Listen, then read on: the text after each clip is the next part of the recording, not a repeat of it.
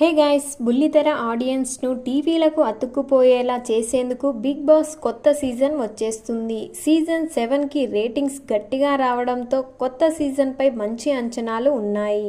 పైగా నాగార్జున హోస్టింగ్కి కూడా గత సీజన్లో సూపర్ రెస్పాన్స్ వచ్చింది. దీంతో ఈ సీజన్ ఎప్పుడెప్పుడు మొదలవుతుందా అని ఆడియన్స్ ఎదురు చూస్తున్నారు.